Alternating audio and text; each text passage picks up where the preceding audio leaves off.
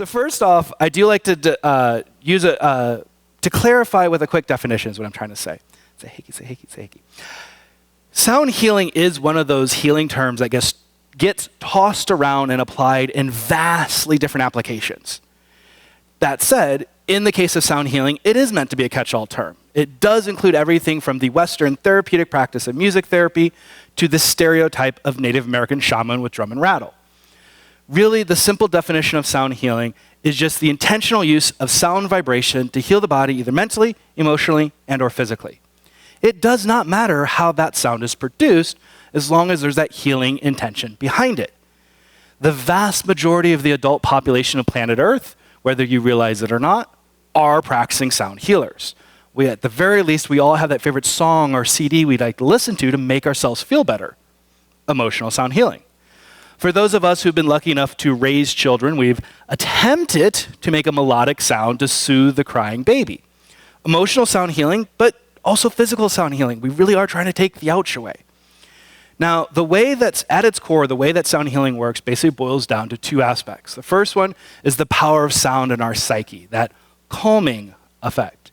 The reason I put calming in quotes is because it does not have to be calming music to be sound healing.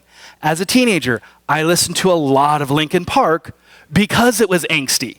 It was a cathartic release for those emotions. So if you zen out to death metal, hey, it works for you. Now, but just that power of sound on our psyche is the first way that sound healing works. Now, they've actually done some EEG studies, some brainwave studies, and scientifically shown that a continuous, monotonous drum rhythm at about 180 beats per minute actually forces the brain into theta state, that deep meditative state where the body taps into its own healing potential. The technical term for that is entrainment. You're entraining the brain to a specific state of consciousness. Now, with most types of sound healing, we're not so much entraining the brain into theta, but we are still making it easier to stay in theta. Here in the West, we still have that lingering misconception, to be meditating, I must be thinking of nothing. No, that nothingness, or nirvana as it's sometimes referred to, is actually either the end result, or in a lot of cases, a byproduct of the end result. The way you get to that point, you have thoughts. It's what the brain does.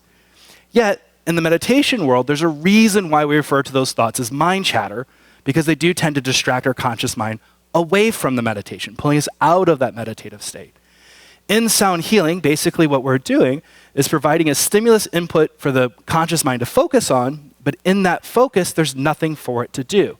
Think of it like the pinwheel of death on your computer. Your conscious mind's sitting there spinning, but not doing anything. It's occupied and out of the way, so it's easier for us to stay in that theta state. Now, the second way that sound healing works is through the vibration itself. Sound is a concussive wave. It is literally the air molecules slamming into each other. Essentially what we're doing in sound healing is we're exposing the body to an external vibration.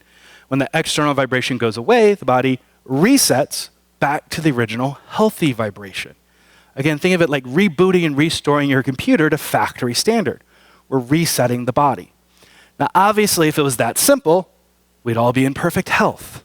What's complicating things are the toxins. Now, whether or not we pay attention to them, we all know the physical toxins. Chemicals, pollutants, allergens, pesticides, viruses, blah, blah, blah, blah, blah, blah, blah, blah, blah, blah. The ones we forget about are the mental and emotional toxins, the thoughts and feelings. A toxin is anything that causes our body's vibration to go off. The actual etymology, the origin of the English word disease, is actually dis-ease, a break from harmony. That is not just some cliche us woo-woos like to say because it sounds great. It's the actual origin of the word. Our ancestors realized that illness comes out of the fact that our bodies are off in some way. Now, the good news is, particularly in the case of sound healing, with that concussive wave, that sound vibration itself is very effective in clearing things out and getting things flowing again. Now, I do always like to really emphasize that flowing, because the thing to keep in mind is that flowing can manifest in a very literal, physical way, one end or the other.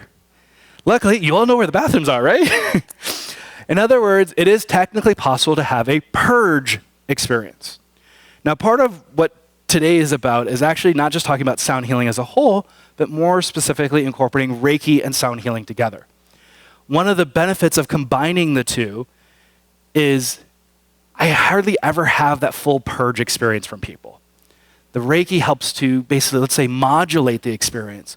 So it's not so overwhelming that it pushes you that far, that takes you that far that you have to full purge. Now, yes, a little nausea, that does happen. It's the body readjusting. Hydrate, hydrate, hydrate, hydrate, hydrate. Have I mentioned hydration? Keeping the body flushed as we're releasing that stuff is always really helpful. The other thing I always really remind people of the importance of when doing any kind of healing work is nurturing yourself. I always like to remind people, there's a reason they call it comfort food. However you nurture your body, do that. I'm one of the people that's a little different. I take a little different approach of, instead of, the way I describe it is there's a common practice in spirituality of physical deprivation to achieve spiritual advancement. Don't do this, don't do that, give up this, give up that. Okay, sure, long term, maybe, but I say in the moment, do what your body needs. I'm going to be the person that says, if the way you chill at the end of night is to have that nice, nightcap of tequila, go for it. You know your body, you know what it needs. Nurture yourself. If it's have that slice of German chocolate cake or that wonderful strawberry cake we had yesterday, go for it. Feed the body. Really love yourself through that healing experience. The other thing is with that, it's a discussion my wife and I have fairly regularly around that time of the month, is just because you have a reason for your attitude does not mean you don't have to say sorry. Yes, we do need to make those necessary apologies, but the key is to not berate yourself for having that human experience. As part of the healing process, we become more sensitive to things. Things are more triggering for us. Acknowledge that, love yourself through that experience, and if need so, make some necessary apologies and amends. But to really nurture yourself through that healing experience. Now, for me, actually, the good news is drumming, for me, because it's something I grew up doing with my dad, is really nurturing. It's fun. So I do kind of focus a little more on drumming in my sound healing, because nostalgia, basically, I guess you would say. But whatever sound works for you. Remember, the world's first instrument, and I'm not going to sing because not my gift. But the human body is the first instrument. Use it. And that even includes humming and moaning. That's still sound. There's a reason why we tend to moan when we're in pain. It's a kind of a soothing activity for our brain. Do it. So, talked about sound healing kind of in a general sense. The interactive part is a nice way. Drumming is one of those things that it's very instinctual for humans. Now, I'll grant you may have two left feet when it comes to dancing, but I promise you have rhythm. All of us had roughly 9 months of intensive rhythm therapy in utero. Our mother's heartbeat. If you actually look at most traditional indigenous rhythms, they are heartbeat rhythms. Dun, dun, dun. Or pulse rhythm. Dun, dun, dun, dun, dun, dun. If you get lost on the rhythm, just check your pulse. Follow along. It is that simple. Now, so that's one of the things I like about the drum, is it's a nice straightforward thing, and then particularly with the drums that you guys are using, it is a synthetic, completely vegan drum. The benefit to that is it's super durable. Here, I'm going to mute my mic for a second.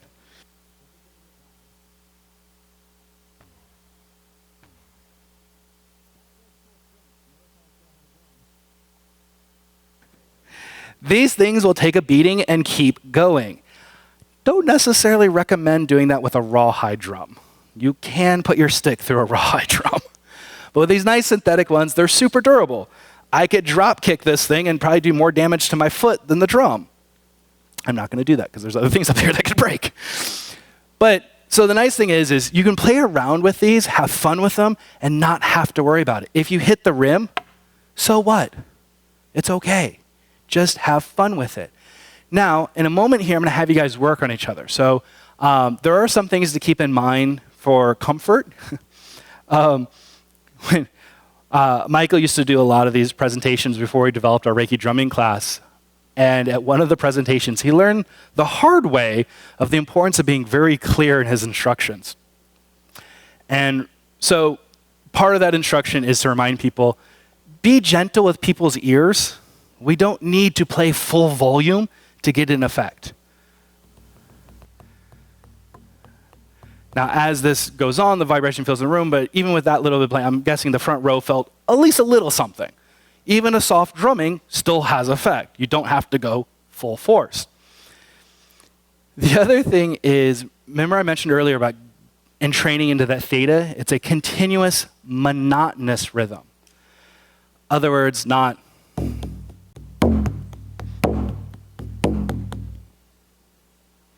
heartbeat. The other thing, has anyone here not heard the expression about throw a frog into fire, it jumps out, throw a frog into boiling water, it jumps out, slowly turn up the heat and never leaves? Part of what that expression is talking about is our adaptability. In other words, crescendos are your friend. Now, when I first, a few minutes ago, when I just wailed on that drum suddenly, it was probably pretty jarring for you guys.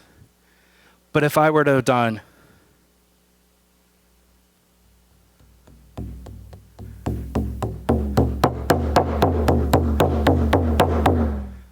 I was playing just as loud, not even maybe even slightly louder there, and it wasn't as jarring. Because I was giving, now, probably would do a little bit longer crescendo normally, but that's as I say, is we are able to adapt. So remember, you don't have to play full power, try to play a little softer. Always be mindful of how close you are to the ears, but also use crescendos. Crescendos are your friend. By the way, does anyone here not know what crescendo means? It's a musical term, so I always forget. Crescendo basically just start softly and get louder, or start loud, get soft. It's basically the gist of it. A fade effect is another way of saying it. The other thing, to back up a little bit, is I was talking about protecting the ears. Colleen, do you see the headphones back there? All right, so back there I have I have 3 pairs of noise reduction headphones. I meant to bring them up and I forgot. Basically, think earplugs. The headphones are the same thing you'd use to operate heavy machinery, that kind of stuff. They muffle the sound, keeping it from getting loud enough to trigger sensitivities. The great thing about sound is it's not the ears processing the experience. It is the whole body responding to that vibration. I've actually been fortunate enough to work with several deaf people, and I'd say in some ways they almost got more out of the experience because they weren't distracted by the background sounds. They were just in the experience of the vibration. So as we're playing and stuff, if it does get a little too much for you, at least for the first 3 people, we have the headphones back there. Please use them. If you plan on incorporating sound into your practice, working with clients, my suggestion is buy a few pairs of headphones. They're a couple bucks at the hardware store. The only reason I don't say earplugs that go in the ear is because the whole sanitary thing. Yes, you can buy bulk bags of those, but or you get 1 pair that you just use over and over and over again. That's why I say the headphones. But something to help with that sensitivity factor. On that regard, also I should double check. Has anyone here not heard crystal bowls, metal bowls, or any of that before? So everyone's heard a crystal bowl before? You haven't? So it's going to be this one. There's the mountain. If a bowl was likely to trigger someone, it would be this bowl. Any issues with that? Okay, we're good. But again, not a big deal. If we do have sensitivity, it's because we can use the headphones and then it's not triggering that sensitivity. But I always almost forgot to check that before we got going more. The other thing to keep in mind with the sensitivity that I did forget to mention is, again, going back to that, as part of the healing process, we become more sensitive to things. Actually, with this one, because we're recording, normally I would kind of walk around the space when I do the meditation later to make it a little more immersive. But with the broadcasting, I think I'm just going to do it from the front of the room. But at any point, if the sound becomes a little much for you, I would say if you haven't already, grab a pair of headphones. The other thing is, if you want to kind of raise your hand, just let me know that's triggering for you. And then I'll do my best to modulate. I don't know if there's going to be much I can do with modulation up here, but I'll do my best to try and soften it a little bit. And by the way, when you're working with each other drumming, do feel free to speak up and say softer. Yes, do that. It's important as the receiver that you're still comfortable. The other thing with that too, so anyways, continuous drumming, soft, louder is not always better. And the other thing is, don't start near the ears, but start, ideally if they were laying on a table, I'd say start at their feet. But since we're going to be standing, so you don't have to crouch way down, I would say, start low midsection before, and kind of fade in to allow it a little bit, into volume before ever going anywhere up, to kind of give those ears as much of a chance to adjust as possible. The other thing that I do is when I'm up near the head, playing a little bit further away. And possibly a little softer too. Again, always just being really mindful of the ears. So I actually like to tell the story is, so now for the quick little story of how Michael learned the hard way, is he wasn't very clear on those instructions. And there ended up being an odd person out who came a little late to the presentation who didn't have a partner. So Michael partnered up with them. Now because they were late, we ran out, they didn't have any more of the 16-inch frame, and had a 22-inch frame drum, which is a lot bigger. In other words, moves more air, so it has more punch to it. As the person was drumming over Michael's body, not only were they not paying attention to what the frame was doing, and the frame was whacking him with the H strike, the person was like, oh, let's drum. Oh, there's a blockage here. Wah, wah, wah. Michael's described it like being pounded on with a sledgehammer. So, softer, continuous rhythms will do the job. And then the other thing of that too, because I didn't actually specify, is be mindful of what the frame is doing so you're not whacking the person. It's not that type of healing. We want the sound vibration, not the concussion. So with that, let's do this. So I'm guessing since there's extra drums back there, everyone has a drum? Cool. Or will about to have a drum? So let's go ahead and pair off if we can. If we have extra people, we can do a group of 3, make it work. But let's try and do pairs.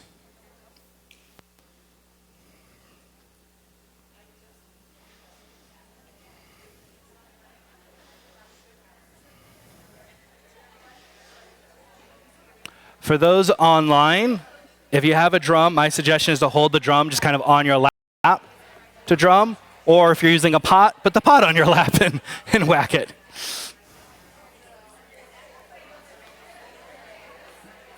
All right, does everyone have a partner? Or in a group at least? All right. So let's pause on the drumming for just a sec. So I'll do some instructions and then we'll do the drumming.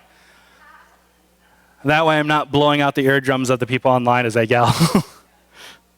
So, you're good. Like I said, they're durable. So, no, they're equally durable, by the way. But I was just saying, we actually took these Remo drums to a drum circle with an after-school program, so ages like 11 to 16. Peak destruction age. With the 22-inch drums, they actually would tag team. One kid would hold it like a shield, as the other one's putting their whole body weight into playing it. Held up fine. It was kind of fun to watch the teacher go. So, like I said, so what we're going to do is just take a short moment, to just drum the person's body. So like I said, I like to start out kind of lower on the body to allow those ears a chance to adjust.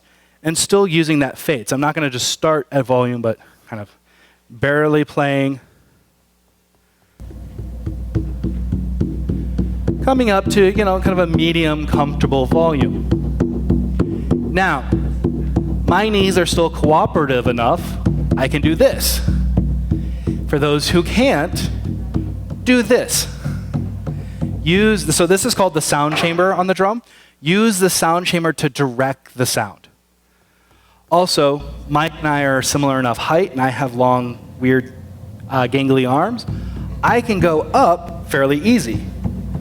If you're working on someone's taller, if you have shoulder issues where going up like that is not possible, again, use the sound chamber to angle up. And then so I like to start at the stomach kind of area, because why not?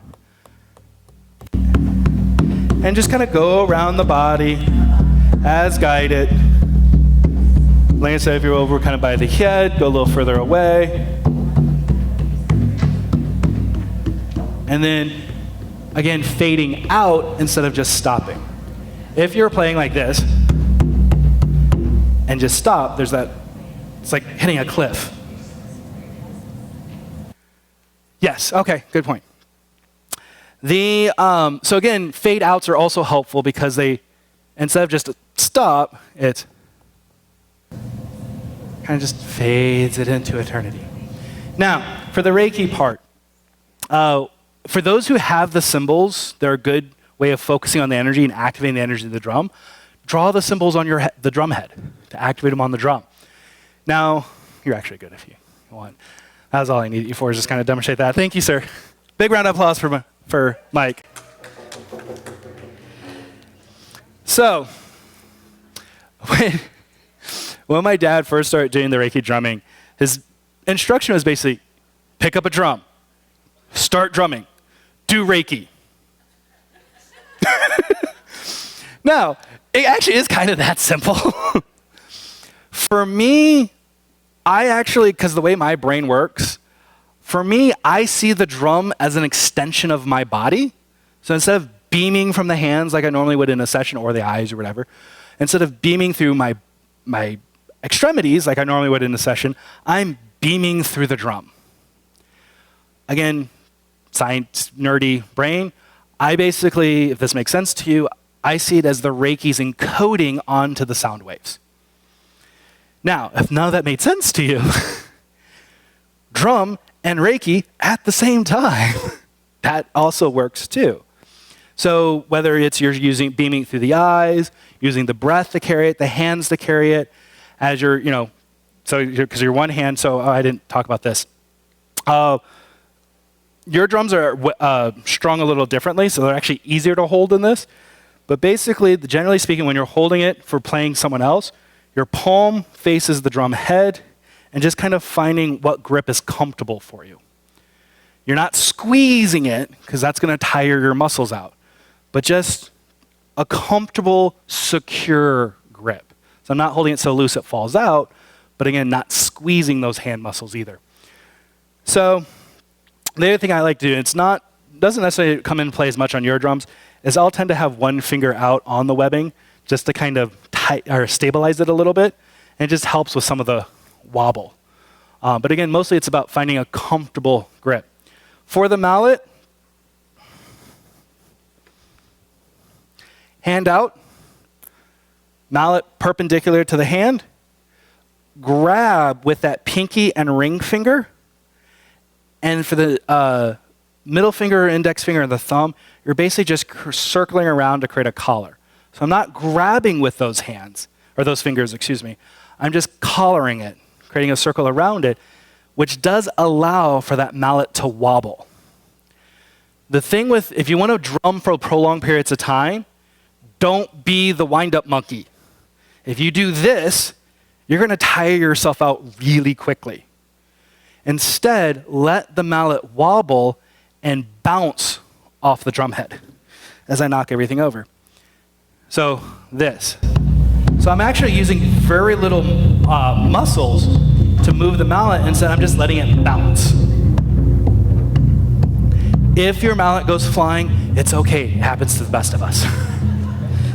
The trick during a session, if your mallet drops, pretend nothing happened. Right? Most of the time, they won't notice. It's kind of like in general in a Reiki session. Really, the only mistake you can make is going, oops, I made a mistake.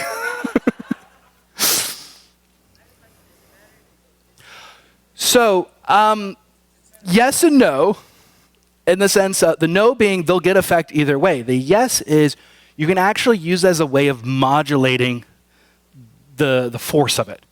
So with a sound chamber, most of the sound is directed by that sound chamber. So most of the sound produced by the drum is coming out this way.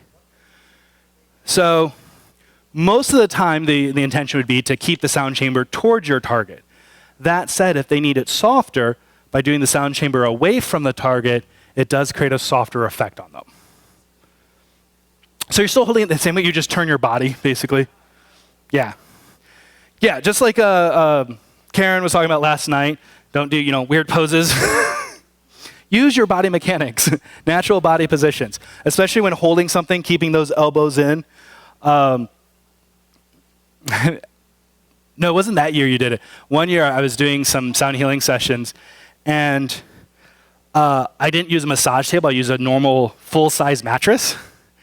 Didn't think about how far that distance was to reach a person, and had them laying in the center of the bed, and then was holding this bowl out like this to do the session. 2 sessions in, and I needed a chiropractic adjustment. And that was in my early 30s. So, yeah, make sure you're keeping those elbows in. You notice, like I was saying, with when I was demonstrating on mic, if you can kind of go lower, you're not bending just at the waist. Try and use the knees a little bit. Go as low as you can comfortably go, or warrior pose works too. Yeah. And then the rest of the way, just aim with the sound chamber. So again, working within those body mechanics, yes. So the next thing to do, any questions so far, like how to play the person? Yes. I tend to go down before going up, yes. And again, it's just to give the ears more chance to adjust. I start as far away from the ears, basically, but I'm not going to start down in a crouch because it's going to blow my knees. You can, yeah. It's just the more time you can give the ears to adjust, the better. That's what that's what it boils down to. Yeah. So the question is about going down before going up, and that's what I was saying. It's just the more time you can give the ears to adjust before going near the ears, the better. That's all it is. All right. Any other questions on that playing technique stuff? All right. So let's go ahead. So the first recipient, if you want to go ahead. So when you're receiving, you want to make sure you're in a nice, strong, stable stance. So feet, roughly shoulder width apart, knees slightly bent, and just kind of get comfortable in that position as your partners drum around you. And we're just going to, just take a moment to drum around them.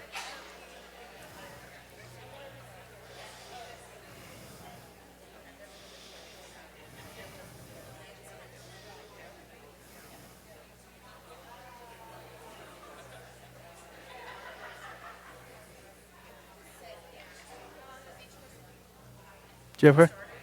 Yeah, oh no, yeah, go ahead. Sorry. Yeah, I'll tell you when to stop though, yeah.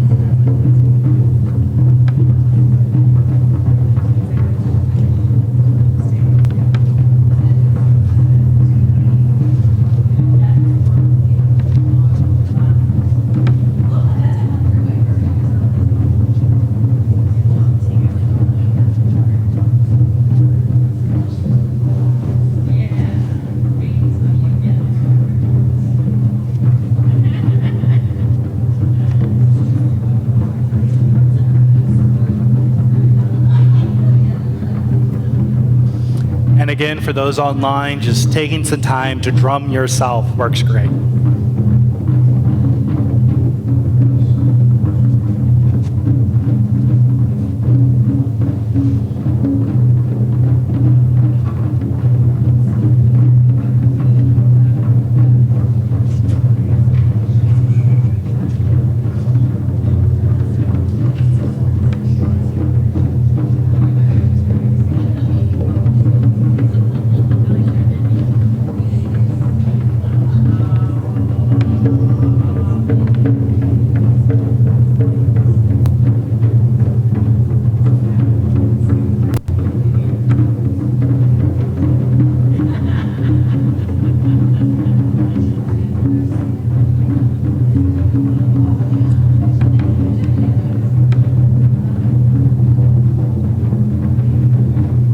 then if you just go ahead and fade into silence.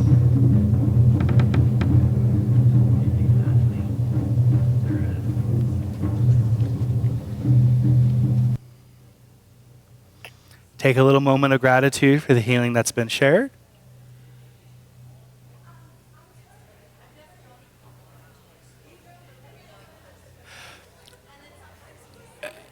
So drumming, yeah, where to hit the drum doesn't really matter in the grand scheme of things. Where you hit doesn't really matter.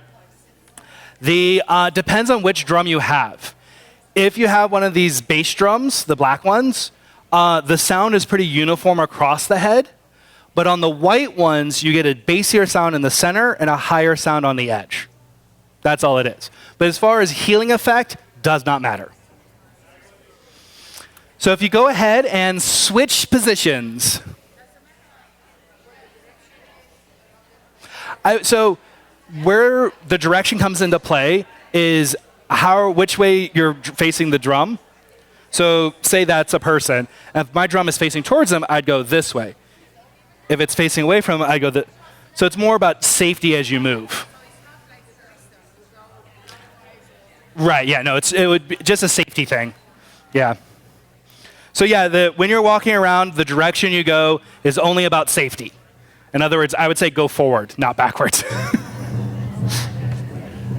And so again, switching places and begin drumming on your next partner. Next person, I should say.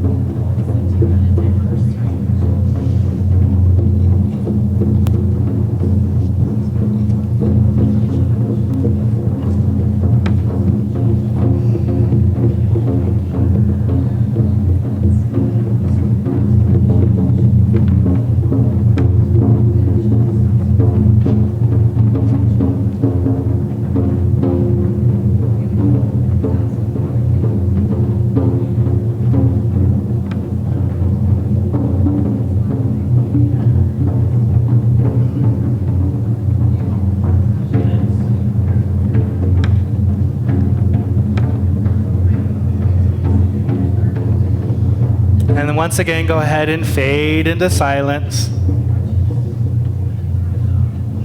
And I know we have at least it looks like a couple groups of 3.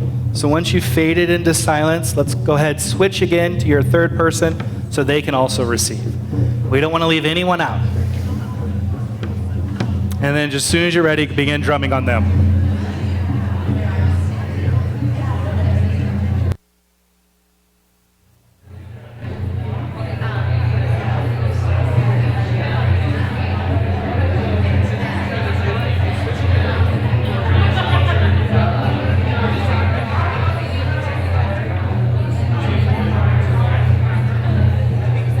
For the groups of 2, one thing you can try out is drumming yourself.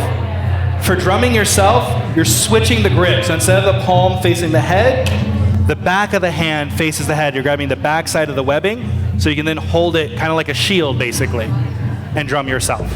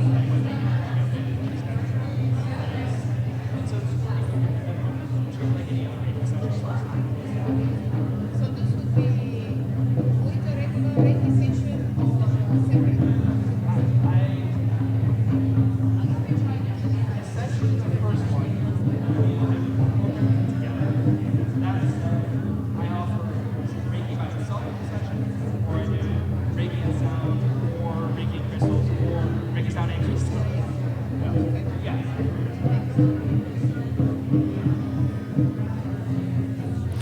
And again, go ahead and fade into silence.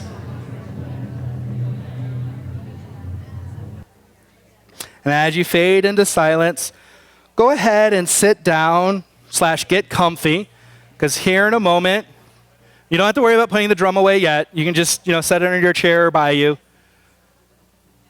Because here shortly, we're going to do the meditation experience.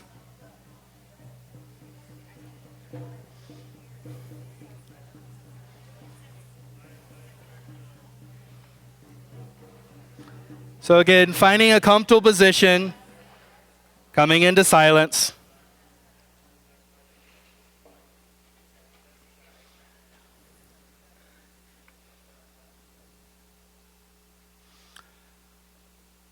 Yeah. Sorry, I just brain farted. So, how many, by raise of hand, how many people felt their drum vibrating even when they weren't playing?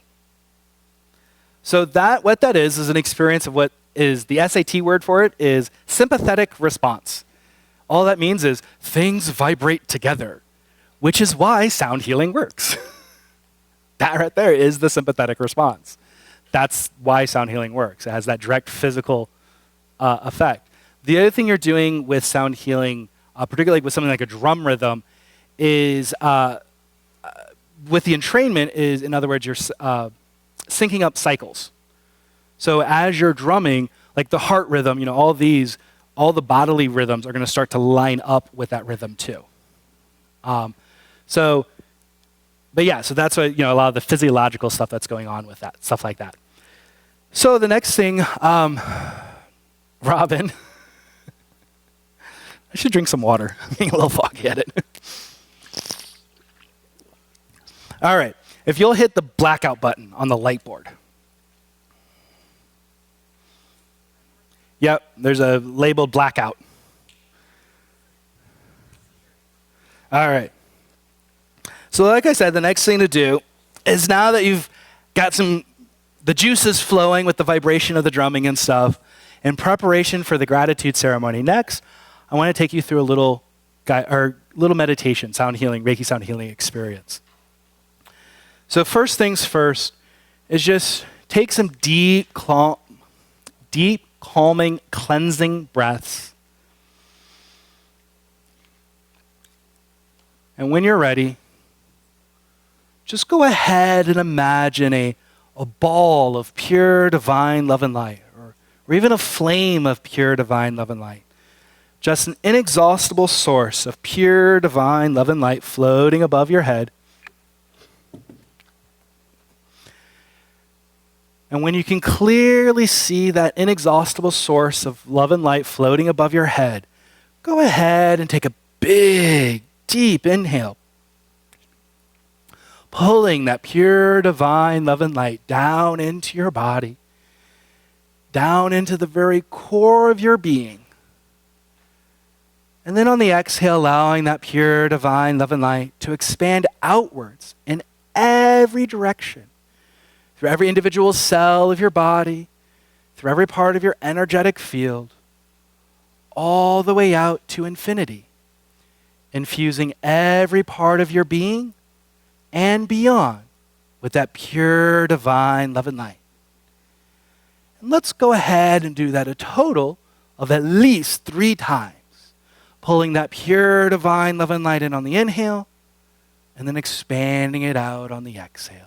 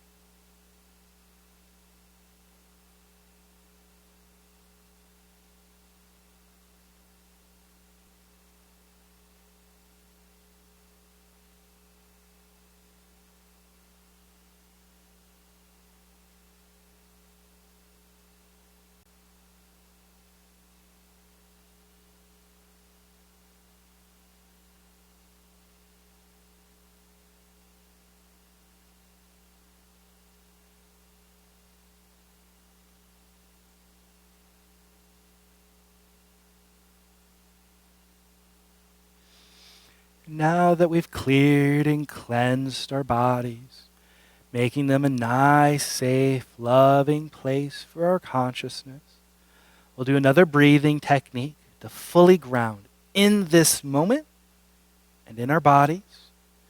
This time I'll describe the entire process first, and then together we'll go through it. So this time, as you do that big, deep inhale, imagine everything that is you, the entirety of your existence, your essence, your being, your consciousness, your spirit, your soul, your mind, your prana, your ki, your chi, whatever name you choose to give it. Everything that is you is collecting in the center of your chest.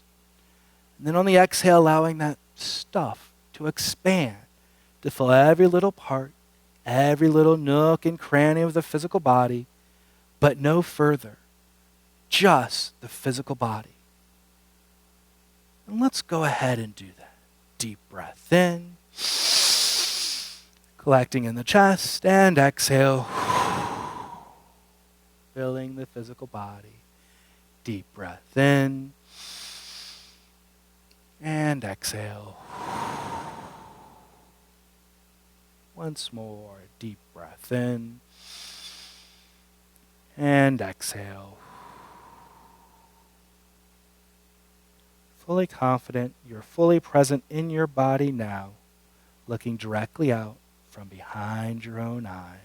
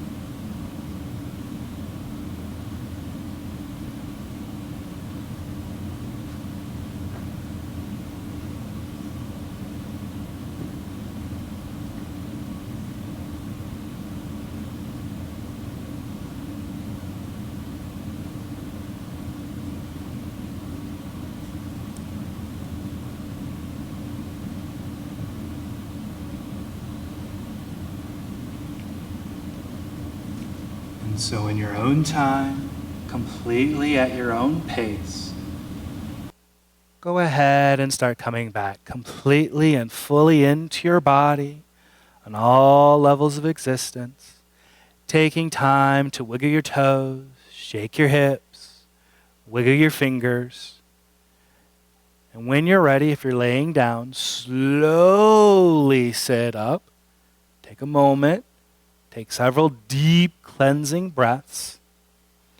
Now my suggestion is, I'm going to do a little more spiel part, but I was going to say, my suggestion is, if you can, stay in that position for the gratitude ceremony. If you need to run to the restroom, run to the restroom. But that does kind of help kind of get you in that nice Zen space to then prepare for the amazing experience that is the gratitude ceremony. So if you can, just stay there, actually. So some of the stuff I talked about in sound healing really was just some super introductory stuff. Like in the Reiki drumming class, we spend probably 3 hours on just proper holding the drum technique kind of stuff. So that's just some nice basic stuff to get you started. By the way, if you do want to find out more or get in touch with me, ReikiClasses.com. ReikiClasses, plural.com. The other thing I always want to remind people, in sound healing, we so often focus on the noise, the sound part of it. And that part is very important, yes. So is the silence. Remember, the silence is when we actually reset and integrate the healing that's taken place. So the silence does not need to be anywhere near as long as the noise, but it's important to have that silence to allow the body to reset. So just as you incorporate sound into your practices in your day-to-day life, just remember the importance of silence too. That's still part of the sound healing. With that, thank you all for sharing in this experience, and I hope you have a wonderful day.